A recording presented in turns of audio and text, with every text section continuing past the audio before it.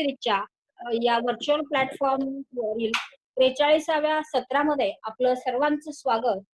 मी जन अदालतचे president advocate Sagar Nevse sir यांना आपले कुलकर्णी सरांचं स्वागत करावं अशी विनंती करेन.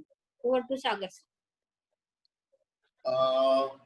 आपल्याला आज आपलं 43वं लेक्चर आहे. जन अदालत संस्थेच्या वतीने मी सर्व पार्टिसिपेंटचं स्वागत करतो. तसेच आपले आजचे वक्ते माननीय फॉर्मर जज ॲडव्होकेट शशिकांत कुलकर्णी सर, आपण सगळे त्यांना ओळखतो. कोऑपरेटिव्ह कोर्टामध्ये सर जज म्हणून अनेक वर्ष सरांनी काम पाहिलेलं आहे आणि आजचं खूप आनंदाचा क्षण आहे या सगळ्याच्या की अनेक आपल्या या प्लॅटफॉर्मवरती अनेक जजेस असतील, सुप्रीम कोर्ट, हायकोर्ट, इव्हन तालुका कोर्टामध्ये सुद्धा प्रॅक्टिस करणारे लॉयर्स या ठिकाणी येऊन आपापला जो चांगला विषय जो आहे तो आपल्या सगळ्यांसमोर त्यांनी मांडलेला आहे आणि याच्यातून खूप आपल्याला या सगळ्या लॉकडाऊनच्या पिरियडमध्ये आपल्या सगळ्यांना शिकायला खूप मिळालं. अजूनही आपले काही 5-7 लेक्चर्स आपल्या या सगळ्या सिरीज मध्ये राहिलेले होणार आहेत. त्यामुळे आपल्या सगळ्यांसाठी खूप छान संधी आहे. त्यामुळे अनेक वक्त्यांचं खरं तर आभार आपण मानले, आपण मानतो की त्यांच्यामुळे आज अनेक महाराष्ट्रात ठिकठिकाणी लेक्चर सिरीज सुरू झाल्या आणि सगळ्यांना काही ना काहीतरी चांगलं शिकायला मिळतं. त्यापैकीच आज शशिकांत कुलकर्णी साहेब आपल्या समोर आज या सगळ्या लेक्चरसाठी आलेले आहेत.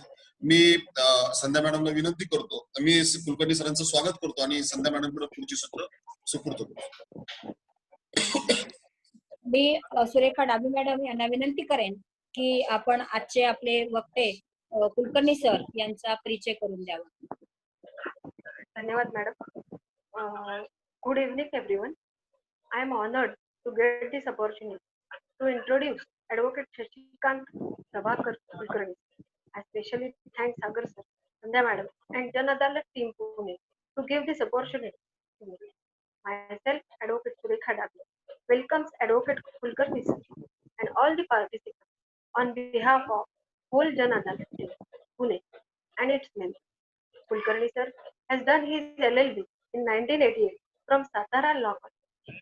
And he has started his career as a lawyer in 1988 at Marshall. He was appointed as a judge of the cooperative court from 1990 to 1999 at Nashik, Satara, Mumbai, Alibag, and also in Pune from 1999 to 2015. He worked as a law officer and senior law consultant with Cosmos Bank from 2015 to 2016. And presently he is working with Vishweshwar.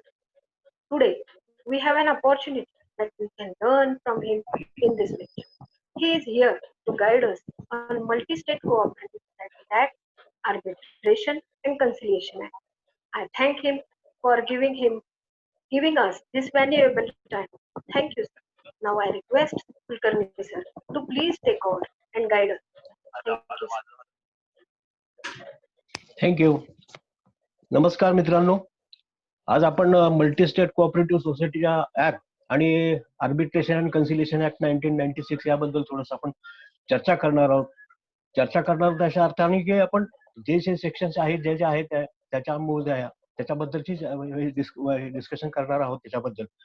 तर cooperation हे मुख्य म्हणजे सगळ्यातल्या आपल्या परिचयाचं आहे की cooperation म्हणजे काय, कोऑपरेशनमुळे काय फायदे होतात वगैरे. आपण ग्रामीण भागामध्ये बघतो किंवा ह्याच्यामध्ये बघतो किंवा शहरी भागामध्ये सुद्धा बघतो की सहकारी ज्या संस्था असतात, सहकारी संस्थांच्या माध्यमातून आपल्याला जे काही तळागाळातील लोक असतील किंवा यांच्यासाठी सेल्फ हेल्प आणि म्युच्युअल एड या आपल्या कोऑपरेशनच्या प्रिन्सिपलनी त्यांना आर्थिक उन्नती करता येते, त्यांना सगळं त्याच्या प्रकारचं हे करता येतं. अशा प्रकारच्या कोऑपरेटिव्ह प्रिन्सिपल्स आहेत आणि ते प्रिन्सिपल्स एकत्र घेऊन कसं जसं कंपनी स्थापन केली, कंपनी स्थापन करण्याचा मागचा उद्देश असतो प्रॉफिट मेकिंग, परंतु कोऑपरेटिव्ह सोसायटीमध्ये प्रॉफिट मेकिंग हा नाहीच आहे. त्याच्यामध्ये असा उद्देश असतो पहिला की सेल्फ हेल्प आणि म्युच्युअल एड. त्याप्रमाणे कोऑपरेटिव्ह स्थापन केले तर कोऑपरेटिव्ह स्थापन केल्यानंतर त्याच्यामध्ये कुठला व्यवसाय करता येईल, काय करता येईल. मग बघितलं आपण पाणी पुरवठा सहकारी संस्था आहेत, गृहनिर्माण संस्था आहेत, साखर कारखाने आहेत, सहकारी बँका आहेत. या सगळ्या ज्या आहेत त्या संकल्पना म्हणजे त्याची मूळची जी कोऑपरेशनची संकल्पना आहे ती ही आहे की त्याच्यामध्ये जे काही इकॉनॉमिकली बॅकवर्ड आहेत किंवा जे तळागाळातले जे आहेत त्यांच्यासाठी उन्नतीसाठी, आर्थिक उन्नतीसाठी त्याच्यामध्ये एकमेकाला सहाय्य करायचं आणि एकमेकाची उन्नती करायची हा त्याच्यामध्ये आहे. आता ही मल्टी स्टेट ही जी संकल्पना आहे ही ज्या सोसायटीचे कार्यक्षेत्र किंवा ज्या सोसायटीला एका राज्यापेक्षा अनेक राज्यामध्ये जर त्यांचं कार्यक्षेत्र असेल आणि एका राज्यापेक्षा जास्त राज्यामध्ये जर त्यांना त्या सभासदांना काही त्या सर्व्हिसेस द्यायच्या असतील तर अशा ठिकाणी ती एक कोऑपरेटिव्ह सोसायटी सहकारी संस्था स्थापन केली जाते. आता सहकारी संस्था म्हणजे जे असोसिएशन ऑफ पर्सन्स किंवा gathering of person for particular object आणि त्या ह्याच्यामध्ये त्या कोऑपरेटिव्ह प्रिन्सिपलनी ते साध्य करायचं असतात. आता एकदा कोऑपरेटिव्ह सोसायटी म्हणलं की त्याच्यामध्ये मग मेंबर आले, त्यांचं मॅनेजमेंट आलं, फॉर्मेशन आलं, रजिस्ट्रेशन आलं, त्याचा जो व्यवसाय असेल त्या व्यवसायाला कन्सर्निंग जो लॉ असेल तो असेल, म्हणजे काही एखाद्या बँकिंग असेल तर बँकिंग रेग्युलेशन ऍक्ट येईल त्याला, किंवा दुसऱ्या कुठला ह्याच्या घेतलं किंवा तुमची हे क्रेडिट सोसायटी घेतली multi state cooperative credit society तर त्याला त्याच्या कोऑपरेटिव्ह क्रेडिट म्हणजे स्टेटचं असेल तर स्टेट त्याला कोऑपरेशन डिपार्टमेंटचं त्याला हे लागतं, किंवा जर मल्टी स्टेट असेल तर त्याला सेंट्रल गव्हर्नमेंटचं आणि सेंट्रल रजिस्ट्रारचं त्याला हे लागतं, गायडन्स लागतो किंवा त्यांच्याकडनं रजिस्ट्रेशन लागतं, त्यांच्यावर नियंत्रण असतं, अशा त्याच्या अथॉरिटी आहेत. आता ही multi state cooperative society form करताना त्याचा तो हे आहे की एका राज्यापेक्षा जास्त सभासद असतील तर त्या आणि त्यांचं कार्यक्षेत्र जर एका राज्यापेक्षा अनेक राज्यात असेल अशा ठिकाणी cooperative multi state cooperative society स्थापन होते. आता ही कोऑपरेटिव्ह स्थापन करायला एक अर्ज करावा लागतो सेंट्रल रजिस्ट्रारकडे. Government of India central registrar cooperation department central registrar एक हे असते अधिकारी आहे, तर त्यांच्याकडे आपल्याला तो तसा अर्ज करावा लागतो. तो अर्ज करताना त्याच्यामध्ये किती सभासद असावेत, आता महाराष्ट्र कोऑपरेटिव्ह सोसायटीमध्ये असेल तर कमीत कमी 11 असायला पाहिजेत, परंतु मल्टी स्टेट कोऑपरेटिव्ह सोसायटी जर स्थापन करायची असेल तर सेंट्रल रजिस्ट्रारकडे अर्ज करताना प्रत्येक राज्यातील ज्या राज्यामध्ये त्यांच्या शाखा किंवा कार्यक्षेत्र आहे त्या राज्यातले कमीत कमी 50 लोकांनी हे केलं, म्हणजे प्रत्येक राज्यातले 50 लोकांनी त्याच्यावर हे केलं पाहिजे, रजिस्ट्रेशनसाठी सही केली पाहिजे. आणि असं प्रपोजल केल्यानंतर एक प्रपोजल बायलॉज तयार करावा लागतो त्याला, तो अर्ज रिक्विजिट फी आणि तो बायलॉज त्याचे सेट करून हा अर्ज सेंट्रल रजिस्ट्रारकडे द्यायचा असतो. सेंट्रल रजिस्ट्रारकडे दिल्यानंतर त्याच्यातल्या त्या जो ऑब्जेक्ट आहे फॉर्मेशनचा कशासाठी स्थापन करताय जो मल्टी स्टेट कोऑपरेटिव्ह सोसायटी याची तपासणी करून सेंट्रल रजिस्ट्रार त्या सोसायटीला बहुराज्य सहकारी ज्या नावाने तुम्ही केले असेल त्या नावाने सहकारी हे करून एक सर्टिफिकेट देतं. एकदा एक सर्टिफिकेट सोसायटी रजिस्टर झाली की त्या सोसायटी ते ऑटोनॉमस बॉडी होते आणि त्याला परपेच्युअल सक्सेशन असतं आणि बी सूड अँड टू बी सूड इन इट्स नेम, म्हणजे ज्या नावाने केलं असं एक कॉर्पोरेट इन्स्टिट्यूशन तयार होते, कॉर्पोरेट त्याला लुक मिळतो आणि त्याला सगळे स्टेटस जो आहे तो नॉन नॅचरल पर्सनचा जो असतो, संघ झालेली एखादी संस्था म्हणा किंवा हे झालेली जे कायद्यानुसार गठीत झालेली संस्था असते हा त्याला दर्जा प्राप्त होतो. त्याच्यामुळे त्या संस्थेला स्वतःच्या नावाने प्रॉपर्टी खरेदी करता येते, विकता येते, त्याचे मेंटेनन्स करता येतो, किंवा ह्या सगळ्या ज्या नॅचरल पर्सनला ज्या अधिकार असतात ते नॉन नॅचरल पर्सन होतात एकदा सोसायटी रजिस्ट्रेशन झाली. आता रजिस्ट्रेशन केल्यानंतर त्याच्यामध्ये जे बायलॉज असतात ते बायलॉज मध्ये एक तो करार असतो, म्हणजे तो जे सभासद असतात आणि संस्था याच्यामधल्या एकमेकाशी कसं हे करावं, एकमेकाशी कसे व्यवहार करावेत, किंवा त्यांच्यामधले जे काही नातेसंबंध जे असतात, जे काही लिगल रिलेशन्स निर्माण झालेले असतात ते कसे मेंटेन करावे याच्याबद्दलची एक ते नियमावली असते. म्हणजे हा बायलॉज म्हणजे एक सर्वसाधारणपणे सब लेजिस्लेशनचा भाग आहे तो.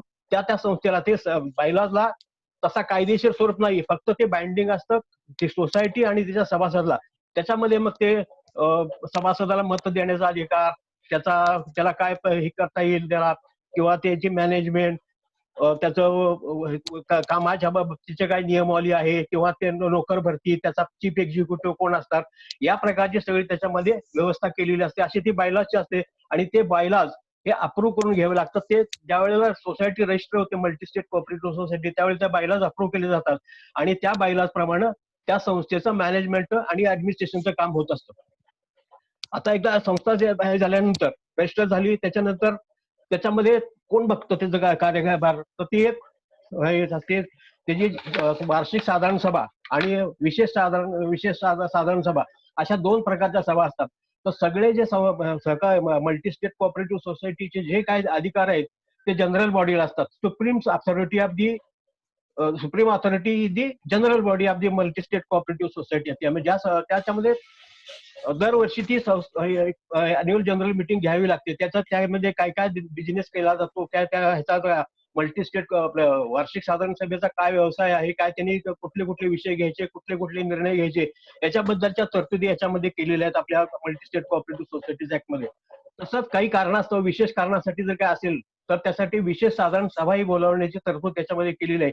ही सभा जी असते ती फक्त सभासदांसाठी असते.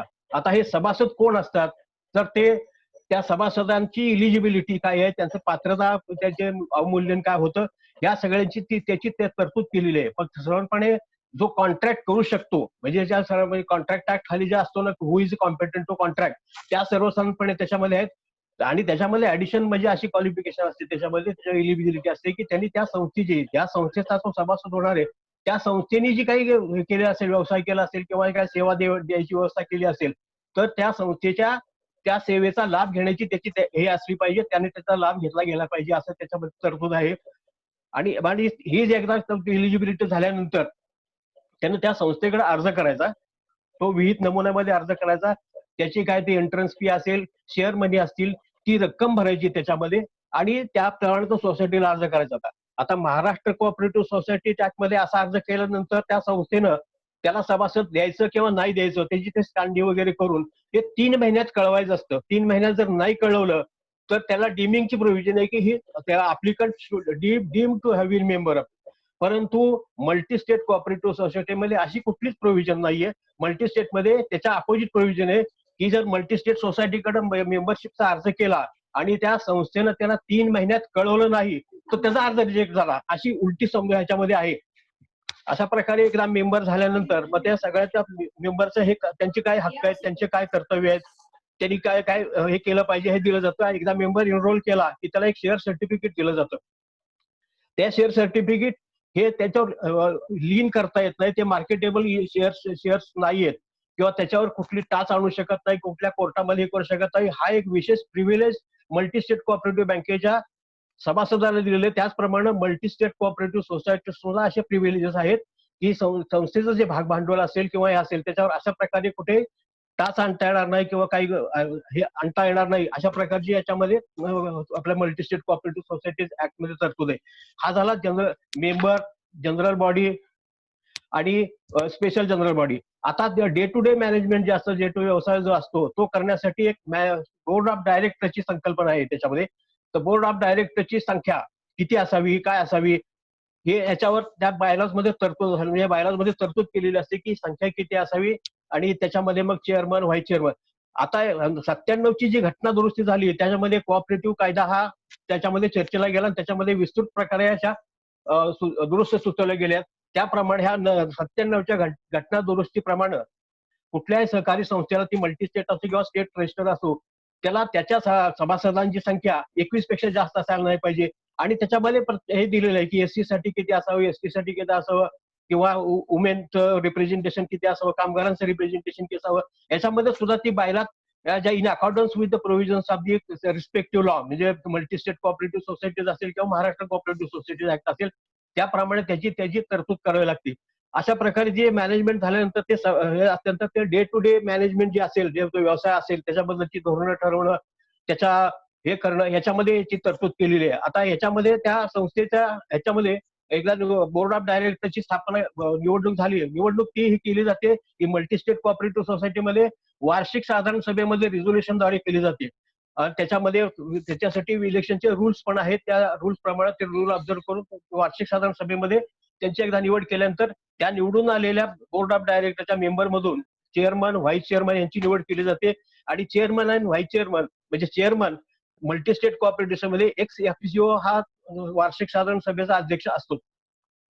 अशी एकदा तरतूद केल्यानंतर त्याच्यामध्ये त्या बोर्डाची काय कामं असतात, त्या बोर्डाची अशी कामं असतात की ऑडिट करून घेणं त्या संस्थेचं, प्रत्येक संस्थेचं त्याचं ते ऑडिट केलं असेल, काय धोरणं ठरले असतील, त्याचे हे ठरले असेल, ते वार्षिक साधारण सभेपुढे घेऊन नफा, तोटा, ताळेबंद हे सगळे हिशोबाची पत्रकं असतात ती याच्या पुढे ठेवावी लागतात, वार्षिक साधारण सभेपुढे ठेवून घ्यावी लागतात आणि ते मंजूर करून घ्यावे लागतात. हे दर आणि त्याच्यासाठी मुदत दिलेली आहे, कधीपर्यंत त्यांनी करावी. ते जास्तीत जास्त उशिरात उशिरा 30 सप्टेंबर पर्यंत त्यांनी ती निवडणूक घेऊन त्याचे अहवाल सेंट्रल रजिस्टरला त्या मुदतीत दिले गेले पाहिजेत, अशी त्याची एक त्याच्यामध्ये तरतूद आहे. आता हे मॅनेजमेंट झाल्यानंतर त्याच्यानंतर परत येतं, परत ऑडिट, इन्स्पेक्शन हाही त्याच्यामध्ये. आता मल्टीस्टेट कोऑपरेटिव्ह सोसायटीला विशेष दर्जा असा दिलेला आहे की मल्टीस्टेट कोऑपरेटिव्ह सोसायटी ही स्वतः ऑडिटरची नेमणूक करू शकते. त्याच्यासाठी त्यांना काही असं असायच्या पूर्वी की गव्हर्नमेंट ऑफ जे असेल, गव्हर्नमेंट ऑफ महाराष्ट्र असेल किंवा गव्हर्नमेंट ऑफ इंडिया असेल, तर त्याच्याप्रमाणे ते देत होते, त्यांचे ऑडिटर यायचे. परंतु कोऑपरेटिव्ह मल्टीस्टेट कोऑपरेटिव्ह सोसायटीना हा विशेष अधिकार आहे की ऑडिटरची नेमणूक वार्षिक साधारण सभेमध्ये केली जाते. म्हणजे त्या संस्थेला त्याचं स्वातंत्र्य आहे, म्हणजे ऑटोनॉमस बॉडी केलेली आहे. संपूर्ण बहुतेक जास्त स्वातंत्र्य हे मल्टीस्टेट कोऑपरेटिव्ह सोसायटीला दिलं गेलेलं आहे.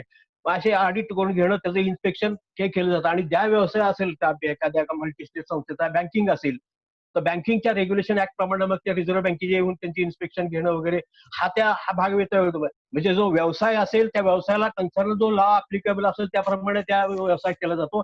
पण जे मॅनेजमेंट आणि त्या संस्थेचं जे ऍडमिनिस्ट्रेशन असेल ते त्या मल्टीस्टेट कोऑपरेटिव्ह सोसायटीज ऍक्ट 2004 प्रमाणे होतं. आता हे इन्स्पेक्शन झालं, ऑडिट झालं, त्याच्यानंतर पुन्हा हे सेटलमेंट ऑफ डिस्प्यूटचा प्रश्न येतो की सभासदामध्ये जे काही वाद होतात सभासदामध्ये आणि संस्थेमध्ये किंवा ह्याच्यामध्ये, तर त्याच्यासाठी एक ही यंत्रणा केलेली आहे की ते सेक्शन 84 खाली आर्बिट्रेटर अपॉइंटमेंट केले जातात आणि ती जी प्रोसिडिंग केलं जातं ते shall be in accordance with arbitration and conciliation act 1996 प्रमाणे केलं जातं. आता ह्याच्यामध्ये कुठले डिस्प्यूट येतात त्याची स्पेशल व्याख्या त्या सेक्शन 84 मध्ये दिलेली आहे. त्याच्यामध्ये की the dispute shall be in between member, past member, servant, agent ह्याच्यामध्येच असला पाहिजे तो डिस्प्यूट. आणि that shall be touches to the business, management, election or business of that particular society. याच्या व्यतिरिक्त जर असेल डिस्प्यूट तर that is not covered under section 84. म्हणजे special category of dispute is covered आणि त्याच्यासाठी स्पेशल फोरम दिलेला आहे त्याच्यामध्ये. आणि आर्बिट्रेटर, या आर्बिट्रेटरची अपॉइंटमेंट केली जाते ती सेंट्रल रजिस्ट्रार कडून केली जाते. हा आर्बिट्रेटर एकदा अपॉइंट केल्यानंतर त्याच्याकडे डिस्प्यूट रेफर केल्यानंतर जी पुढची प्रोसिजर असेल ती आर्बिट्रेशन अँड कन्सिलिएशन ऍक्ट प्रमाणे चालते. ते आपण आर्बिट्रेशन अँड कन्सिलिएशन ऍक्टच्या वेळेला बघू. एकदा ह्या डिस्प्यूटचा चॅप्टर संपल्यानंतर त्याच्यानंतर येते त्याच्यामध्ये परत त्याच्यावर अपील, रिव्ह्यू, त्या पास केलेल्या ऑर्डर्स किंवा हे केलेलं ते कसे एक्झिक्यूट केलं जातं ह्याच्याबद्दलच्या तरतुदी त्या मल्टीस्टेट कोऑपरेटिव्ह सोसायटीमध्ये केलेल्या आहेत. एक त्या रिव्ह्यू कधी करायचा, रिव्ह्यू कुठल्यामध्ये शक्य आहे किंवा रिव्ह्यू कुठल्यामध्ये अशक्य आहे, कुठल्या ह्याच्यामध्ये अपील केलं जातं, अपील कोणाकडे केलं जातं, याही त्याच्यामध्ये तरतुदी आहेत. फक्त ह्या सेक्शन 84 खाली जे अवॉर्ड पास केलं जातं ते अपिलेबल नाहीये, त्याला अपील नाहीये. ते जर अपील जर केलं फक्त त्याच्यासाठी सेक्शन 34 ऑफ कन्सिलिएशन ऍक्ट ह्याच्या खाली फक्त त्याला सिटिंग असाइडचं ऍप्लिकेशन डिस्ट्रिक्ट कोर्टामध्ये करता येतो किंवा प्रिन्सिपल सिव्हिल कोर्ट जे असेल, म्हणजे मुंबई सारखा एरिया असेल तर त्या ठिकाणी हायकोर्ट असेल आणि मोफुसिल एरियामध्ये असेल तर डिस्ट्रिक्ट कोर्ट, प्रिन्सिपल डिस्ट्रिक्ट जज, हे जे प्रिन्सिपल सिव्हिल जज त्या ह्याच्यामध्ये डिफिनेशन दिलेली आहे मल्टीस्टेट कोऑपरेटिव्ह सोसायटी ऍक्ट मध्ये. त्याच्याप्रमाणे आर्बिट्रेशन अँड कन्सिलिएशन ऍक्ट मध्ये मग त्याच्यामध्ये कुठले अपील करायचे आणि कुठले सेटिंग असायचे ऍप्लिकेशन करायचे त्याच्याबद्दलचे ते ग्राउंड पण दिले आहेत. हे लिमिटेड ग्राउंड दिलेले आहेत त्याच्यामध्ये. फक्त जर त्यामध्ये बायस असेल त्या आर्बिट्रेटरचा किंवा त्याला दिलेला विषय सोडून, म्हणजे ज्या आर्बिट्रेशनसाठी जो इश्यू दिलेला आहे त्या इश्यू व्यतिरिक्त काय जर त्यांनी जर डिसाईड केला असेल that can be challenged by way of appeal. पण जर अपीलमध्ये जर तुम्हाला हे दिसून आलं की त्या याच्यामध्ये अपील अवॉर्ड केलेलं चुकीचं आहे, त्याच्यामध्ये दिलेले हे निर्देश चुकीचे आहेत, तर त्याच्यासाठी मग आपल्याला सेक्शन 34 खाली डिस्ट्रिक्ट कोर्टाकडे अप्लिकेशन करण्याची तरतूद आहे. हा आता झाला अवॉर्डचा वगैरे भाग. त्याच्यानंतर परत येतो ह्याचा भाग की मल्टीस्टेट कोऑपरेटिव्ह सोसायटीच्या लिक्विडेशनचा भाग. आता तो लिक्विडेशन कधी होतं, कोण करतं, त्याचा हे कोण होणार, त्याची अपॉइंटमेंट कोण करणार, याच्याही तरतुदी याच्या मल्टीस्टेट कोऑपरेटिव्ह सोसायटीज ऍक्ट मध्ये केलेल्या आहेत. आणि अशा प्रकारे एकदा संस्थेचं फॉर्मेशन, रजिस्ट्रेशन, त्याचं मॅनेजमेंट, त्याचं ऑडिट, इन्स्पेक्शन, त्याचा नफा वाटती तोटपत्रक, ते general body, special general body meeting, मेंबरचे डिस्क्वालिफिकेशन, बोर्ड ऑफ डायरेक्टरचे डिस्क्वालिफिकेशन, क्वालिफिकेशन्स, या सगळ्या तरतुदी याच्यामध्ये केलेल्या आहेत. त्याच्यामुळे हा सगळा ऍक्ट जो आहे हा स्वयंपूर्ण ऍक्ट आहे. त्याच्याबरोबर जसं ऍक्ट आपण बघतो की असं की प्रोसिजरल लॉ आणि सबस्टॅन्शियल लॉ, हा सबस्टॅन्शियल लॉ पार्ट 126 पर्यंत सेक्शन आहेत त्याच्यामध्ये, 1 to 126 सेक्शन. आणि प्रोसिजर जे आहे ते सेक्शन रूल केलेले आहेत महाराष्ट्र आपल्या मल्टीस्टेट कोऑपरेटिव्ह सोसायटीज रूल्स 2002, ते 38 रूल आहेत. त्या 38 रूल खाली मग ती प्रोसिजर ही कशी सबस्टॅन्शियल लॉची कशी अंमलबजावणी करायची त्याची प्रोसिजर दिली आहे. म्हणजे हा महाराष्ट्र आपला multi state cooperative societies act हा स्वयंपूर्ण आणि त्याच्यामध्ये सगळ्या तरतुदी केलेल्या आहेत. आता आपण आर्बिट्रेशन कडे जाय. हॅलो हॅलो हो सर, हो सर, हो सर, हो सर. जाऊयात सर पुढे. याच्यात जाऊया. आता आर्बिट्रेशन अँड कन्सिलेशन ऍक्ट 1996 याबद्दल बोलतो. हा अशासाठी मी घेतला ह्याच्या बरोबर मल्टी स्टेट बरोबर, कारण सेक्शन 84 खाली येणारे जे डिस्प्यूट आहेत, आता मी सांगितलं जे कॅटेगरी आहेत, पर्टिक्युलर कॅटेगरीच्या डिस्प्यूट आहेत, ते फक्त सेक्शन 84 खाली म्हणजे मल्टी स्टेट कोऑपरेटिव्ह सोसायटीज याचे जे डिस्प्यूट रेफर केला ते केवळ आर्बिट्रेशन अँड कन्सिलेशन ऍक्ट खाली तरतूद केली जाते. ते आर्बिट्रेटर नेमणूक केली जाते यांच्याकडून. आता हे जे आर्बिट्रेशन आहे, आता आपल्याला पूर्ण माहिती आहे, ही थोडं पंचायत सारखं आहे. हा आर्बिट्रेशन करून घेणं म्हणजे त्या पक्षकारांनी स्वतःच्या चॉईसचा जज नेमायचा आणि त्याच्याकडून हे करून घ्यायची ही संकल्पना त्याच्यामध्ये ही आपण पहिले पूर्वपरांगत होती. आपल्याकडे पूर्वी होती ही पद्धत, तीच पुन्हा त्या कोडिफाईड केलेली आहे. आणि त्या आर्बिट्रेशन अँड कन्सिलेशन ऍक्ट तसा पहिला 1908 साली हे झाला होता. त्याच्यानंतर तो 1912 साली झाला आणि नंतर 1940 साली कोडिफाईड केला. त्याच्यामध्ये सगळ्या तरतुदी अशा केलेल्या आहेत की याचं क्वालिफिकेशन काय असावं, कधी त्याची नेमणूक केली जाईल, कोण नेमणूक करणार त्याची, त्याचं सुपरविजन, त्याच्या कामकाजाची तरतूद काय आहे, त्यांनी काय काय हे करायला पाहिजे, कुठले विषय त्यांच्याकडे केले जातात, या सगळ्या ह्याच्यामध्ये तरतुदी केलेल्या आहेत. आता कुठले विषय आर्बिट्रेशन खाली येत नाहीत ते सर्वसाधारणपणे त्याची अशी तरतूद आहे.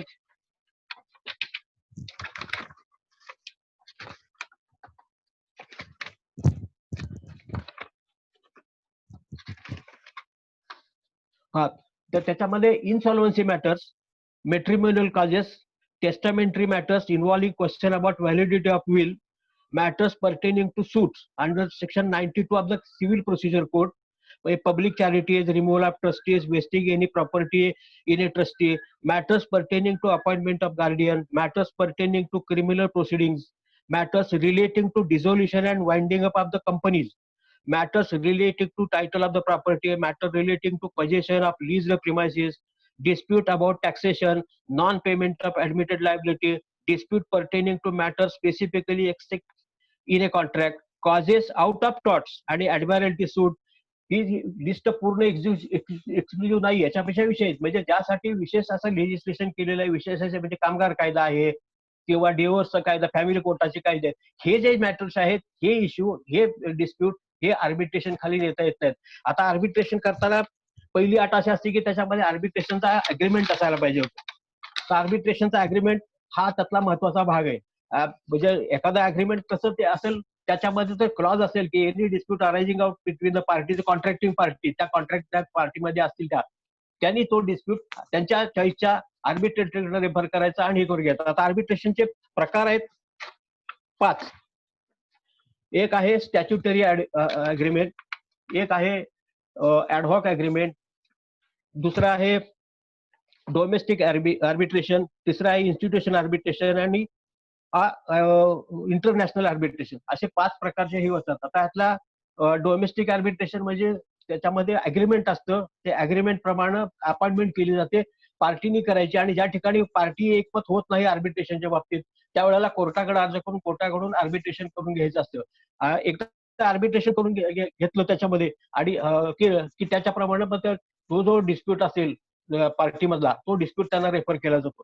तसं ते इंटरनॅशनल आर्बिट्रेशन म्हणजे 2 देशामधलं जर आर्बिट्रेशन असेल तर त्याच्यासाठी जो आर्बिट्रेशनचा तो आहे, तो जे फॉरेन आर्बिट्रेशन किंवा इंटरनॅशनल आर्बिट्रेशन, त्याच्यासाठी त्या तरतुद्या याच्यामध्ये आर्बिट्रेशन अँड कन्सिलेशन ऍक्ट मध्ये आहेत. तसंच ऍडहॉक आर्बिट्रेशन, ते एकदम करायचं आर्बिट्रेशन आपल्याला, त्याच्यामध्ये अग्रीमेंट आहे पण आता इमिजिएटली करायचं की हे करायचं असेल, त्याला वेळ नाही, मग तशा प्रकारचे ऍडहॉक आर्बिट्रेशनची सुद्धा त्याच्यामध्ये प्रोव्हिजन आहे. तसंच इन्स्टिट्यूशनल आर्बिट्रेशन आपण हे घेऊया की एखादी इन्स्टिट्यूशन आहे, मोठी संस्था आहे, आता बजाज फायनान्स वगैरे असे काही असतात, ह्या इन्स्टिट्यूशन त्यांच्या आर्बिट्रेशन नेमतात ते. आणि त्याच्यामध्ये आर्बिट्रेशन एकदा नेमून घेतलं की त्याच्याकडे ते डिस्प्यूट त्यांच्या त्या संबंधातले असतील ते इन्स्टिट्यूशनचे ते त्याच्यामध्ये डिस्प्यूट करून देते. म्हणजे this is also forming part of agreement of arbitration. आणि शेवटचा जो आहे तो स्टॅच्युटरी अग्रीमेंट. आता स्टॅच्युटरी अग्रीमेंट मध्ये अंडर ज्या कायद्यानुसार किंवा कायद्याच्या कुठल्या तरतुदीनुसार आर्बिट्रेशन केलेलं असेल that works as a agreement between the parties. म्हणजे त्याच्यासाठी आर्बिट्रेशन अग्रीमेंटची आवश्यकता भासत नाही. म्हणून आर्बिट्रेशन अग्रीमेंट स्टॅच्युटरी आर्बिट्रेशन मध्ये ज्या सेक्शनने हे केलेलं असेल, ज्या कायद्याने आर्बिट्रेशन अप्लिकेबल केलं असेल त्याप्रमाणे त्याचे आर्बिट्रेशन केलं जातं. आता एकदा आर्बिट्रेशन केल्यानंतर आर्बिट्रेशन अपॉइंटमेंट केली त्याच्यामध्ये केलेली आहे. स्टॅच्युटरी आर्बिट्रेशन सेशनचं झालं त्याचं अग्रीमेंट आणि agreement or contract between the parties does not apply to statutory agreement. तसंच कुठल्या प्रोव्हिजन्स अप्लिकेबल आहेत ह्याच्यासाठी आर्बिट्रेशनसाठी तर ऑल प्रोव्हिजन्स ज्या 86 प्रोव्हिजन्स आहेत त्यातल्या सगळ्या प्रोव्हिजन्स अप्लिकेबल आहेत. फक्त डेथ झाला पार्टीचा किंवा गार्डियन अपॉइंटमेंट करायचं असेल, इन्सॉल्व्हन्सी असेल, ह्याच्या 3 जे प्रोव्हिजन्स आहेत त्या प्रोव्हिजन त्या आर्बिट्रेशनच्या ह्याच्यामध्ये येत नाहीत. बाकी सगळ्या प्रोव्हिजन्स येतात. आता त्याच्या आर्बिट्रेशनच्या प्रोसिडिंग मध्ये असं एक आहे त्याच्यामध्ये की कम्युनिकेशन आणि तुमचं service of the communication, service of the notice, service of the जे काही रिटर्न तुमचा मटेरियल असेल त्याची सर्व्हिस कशी करायची तर ती समक्ष देऊन किंवा पोस्टाने किंवा कुरिअरने देऊन हे करायची असते. पण त्याच्यामध्ये एक आर्बिट्रेशन प्रोसिडिंग मध्ये अशी एक तरतूद, विशेष तरतूद आहे की सेक्शन 3 प्रमाणे जर आर्बिट्रेशन पाठवलं त्याच्या पत्त्यावर आणि ते परत आलं पण त्याच्यामध्ये प्रिझम्पशन असं आहे की इट इज प्रूव्ह केलं आपण अफिडेव्हिटवर किंवा आम्ही त्याचा आमच्याकडे नोंदलेल्या पत्त्यावर ते कम्युनिकेशन पाठवले किंवा ते नोटीस पाठवली तर it is presumed that the address has been served duly. ही एक तरतूद त्याच्यामध्ये आहे. त्याच्यासाठी मग आपल्याला ते पेपर पब्लिकेशन वगैरे असले काय सबस्टिट्यूट सर्व्हिसची तशी तरतूद काही करायची गरज नाहीये. आर्बिट्रेशन मध्ये तो एक महत्वाचा मुद्दा आहे.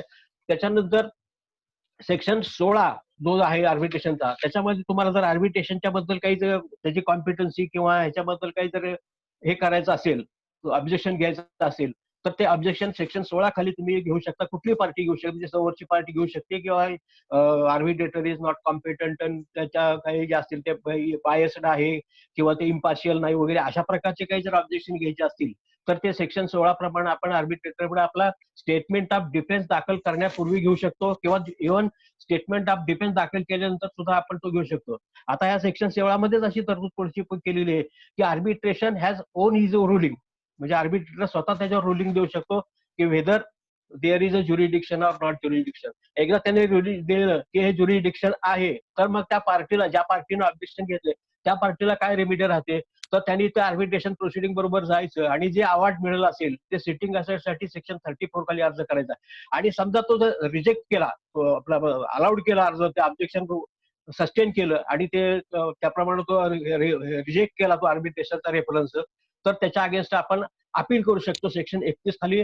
ते त्या डिस्ट्रिक्ट कोर्टाकडे किंवा मुंबई असेल तर मुंबईला हायकोर्टाकडे त्याच्यावर अपील करून ते आपण हे करू शकतो. पण एकदा तो 16चा निकाल झाला की मग त्याच्याप्रमाणे पुढचे मग सेक्शन 19 ते 24 पर्यंत प्रोसिजर बद्दलच आहे. त्याच्यामध्ये पार्टीनं स्वातंत्र्य आहे. म्हणजे जागा कुठली ठरवायची, कुठे बसायचं, किती फी द्यायची त्या पार्टीने ठरवायची एकमेकाची. त्याच्याप्रमाणे ह्याच्यामध्ये एव्हिडन्स रेकॉर्ड करायचा, याच्यात ओरल स्टेटमेंट द्यायचं किंवा आर्ग्युमेंट करायचं नाही करायचं या प्रकारचे जे काही रूल्स असतील त्याची भाषा कुठली असेल, इंग्रजीमध्ये करायचं का मराठीमध्ये करायचं का कुठली जी असेल ना त्याच्याप्रमाणे ते सुद्धा त्या पार्टीला स्वातंत्र्य आहे. आणि ज्या वेळेला दोन पार्टीचं एकमत होत असेल तर आर्बिट्रेटरला त्याची अथॉरिटी आहे की त्यांनी ते ठरवायचं, त्याच्याबद्दल निर्णय घ्यायचा असतो. आणि एकदा असा ते निर्णय घेतल्यानंतर मग स्टेटमेंट कधी आर्बिट्रेशन कधी सुरू होतं की ज्या दिवशी इंटिमेशन मिळेल दुसऱ्या पार्टीला की आता आर्बिट्रेशन सुरू करायचं, the date of commence on that date arbitration is commenced.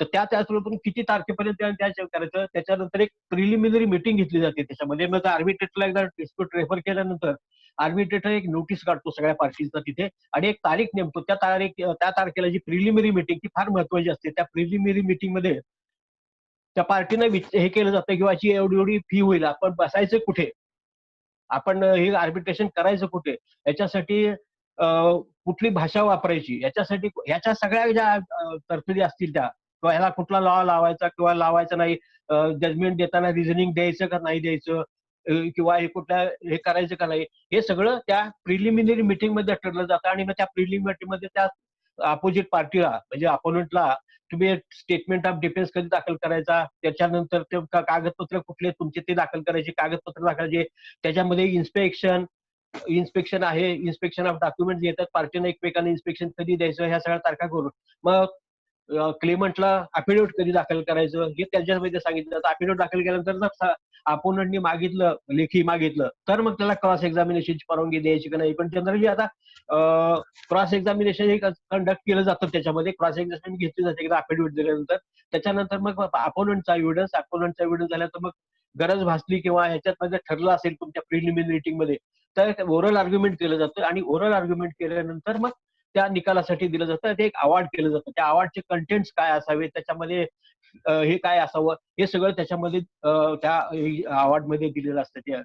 तर त्या अवॉर्डच्या अगेन्स्ट रेमेडी काय, एकदा अवॉर्ड पास केल्यानंतर रिकोर्सेस काय, त्याच्यामध्ये सांगितलं तुम्हाला सेक्शन 16 खाली हे केलं तर अपिलेट करता येतं, किंवा सेक्शन 34 खाली सेटिंग असाइडचं अप्लिकेशन केलं जातो. आणि एकदा एकदा तुमचा अवॉर्ड झाल्यानंतर त्याचं एक्झिक्युशन कोण करतं, ते आर्बिट्रेशनच्या अंडर जे अवॉर्ड पास झालेले असतात त्याचं execution by code of civil procedure code ह्याच्याप्रमाणे ती केली जाते. सेक्शन 36च्या ह्याच्यामध्ये तरतूद आहे multistate arbitration and conciliation act मध्ये. त्याच्यामुळे जे एकदा अवॉर्ड पास केल्यानंतर ते 3 महिने त्याच्यासाठी थांबावं लागतं त्या एक्झिक्युशनसाठी.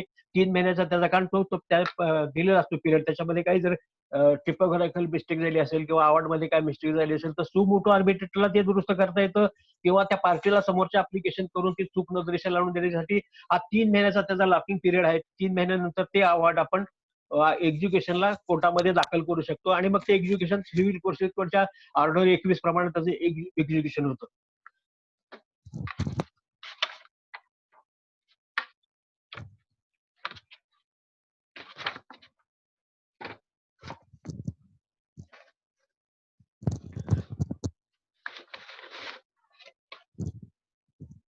आता त्या आर्बिट्रेटरने एकदा हे केल्यानंतर त्या आर्बिट्रेटर कसा असावा, तर तो इम्पार्शियल असावा, इक्वल ट्रीटमेंट दिली पाहिजे.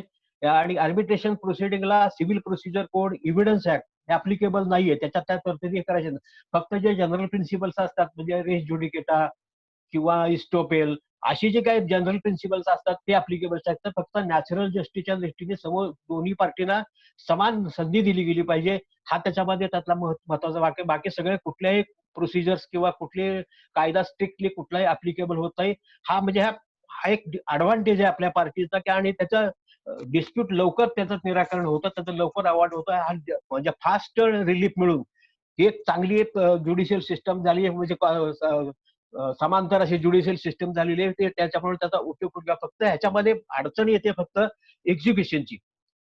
कारण